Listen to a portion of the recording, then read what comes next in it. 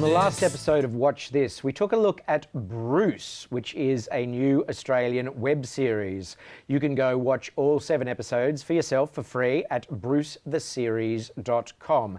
Got me thinking about web series and how they are growing in stature around the world. Someone who knows a lot about them is Luke Eve. He's an old friend of mine. He was once a Tropfest winner.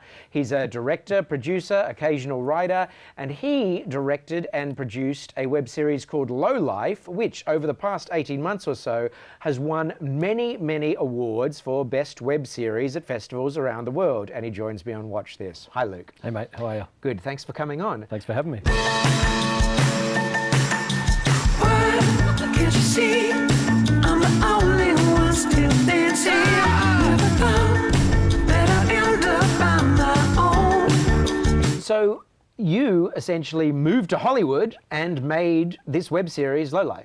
Yeah, I moved over there about 3 years ago, and I started doing the rounds, as you know most people do, and meeting managers and agents and things like that. And everybody was saying to me, make a web series. You know, get out there, make a series, forget short films, just do a web series. Get out, make something to use as a showcase. So they like agents and stuff were specifically saying, Yep.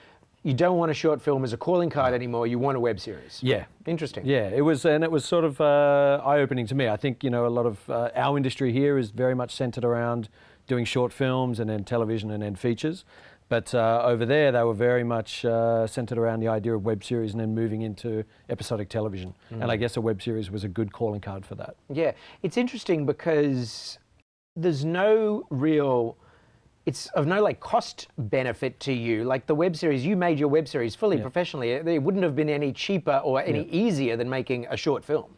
No, in fact, I think when you get funding for a short film here, like you probably get, you know, quite a lot more money than you would for a web series in a sense. But, you know, with a web series, you get sort of half an hour to an hour's worth of content, and you can show that you can handle longer story arcs and being able to break stories up into episodes. So in many ways, like it is probably a more suitable calling card, I guess, if that's the direction you want to move into. If you want to go into television, maybe it's a better thing for you. Yeah, I mean, the absolute perfect example is at the moment is High Maintenance. Have you seen High Maintenance? Yeah, I love that series. I mean, High Maintenance is freaking brilliant, and they just were doing it themselves. It was a web series, and now it's this HBO show, and it's amazing. Yeah, it is so good, and nothing about it has changed. No, and it is really sort of exactly the same. Yeah, and they started out, like you say, doing it themselves. Then Vimeo picked it up. They got found by Vimeo. Yeah, that's right. So then Vimeo, I think, did the 2nd and 3rd series, and then HBO came in. So, you know, it's a great story for them. But tonally and, you know, from every perspective, artistically, it is the same show. Yeah.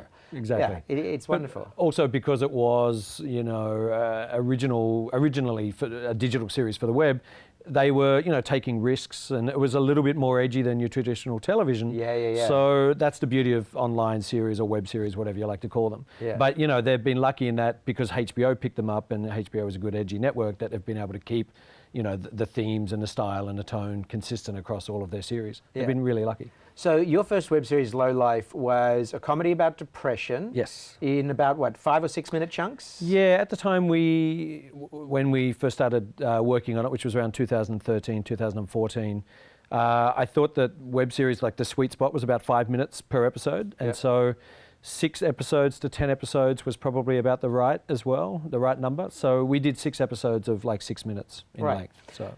And then something happened, which was it started winning awards all over the world and wouldn't stop. It was like how many awards did you win? We've got about 20 odd awards now across the world. So. That's extraordinary. And you keep joking as well. Like I keep saying, oh, I'm just going to shelve it. There's going to be no more. And then in a couple of weeks' time, it ends up winning something, and you send me a funny message about it. But yeah, it's been pretty phenomenal for me. It's like after, you know, working as a director for sort of 10, 12 years and then making this has been by far the most sort of successful thing I've done, I guess. Yeah. And so following like your progress, winning these awards all over the world, tell us about sort of how other countries, etc., are looking at web series, because you've been to places and seen these festivals that are just international in scope and just have all these web series from all over the place. Yeah, it's again, so when we conceived the idea for this, I'd been hearing a little bit about web series, but they weren't sort of that common, you know.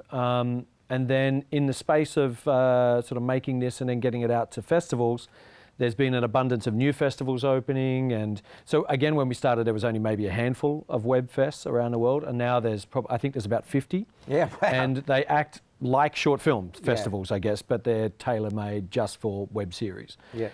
And so the fact that they've grown from sort of 5 to 50 in the space of 3 years kind of says something, I guess. And one of the ones that you went to was the Marseille Web Fest. That sounds like a big one. Yeah, that's probably the most prestigious, I guess, of all the web fests.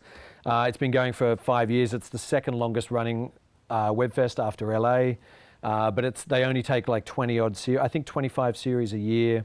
And if you get in, they fly you over there, and it's all expenses paid, and it's full great. deal. Yeah, it's a lovely experience, and also probably the festival that attracts the most sort of financiers or producers or platforms and broadcasters to attend, and then hopefully buy and pick up other series. So it's becoming quite a professional. It's becoming a really professional thing. I'd traveled around years ago, like doing certain short film festivals, and I always enjoyed them, but it was like, it's hard to make any sort of money or progress from them, I guess, unless you win a big one like Cannes or, Telluride or Sundance or Slam Dance or something. Whereas with WebFest, they are, because it's online, there's a lot of business and work. People are angling to try and buy them or to use them to pick up as a TV series or to develop as a feature film. So I find that it's maybe, I wouldn't say more professional, because short films are always professional, but I just think digital series or online series are very kind of market driven. Yeah. Yeah, which is great. So where is the best place for people to watch Low Life? At the moment, it used to be on a purpose-built website called lowlifeseries.com, but we've done a couple of sales around the world for it, so I've had to password protect that now. But if you have Amazon Prime, which is the equivalent of Netflix, I guess, but run by Amazon, you can watch it on there. Cool. Yeah. When we come back, we'll take a look at the sort of sequel that Luke is making, High Life. Pretty sure it's not my birthday. I think you know why we're here, Jeff. Orgy? Don't be an idiot. Where you stream to watch that, watch this, and I'll dive down through this hairy flesh and ever-running bloodstream.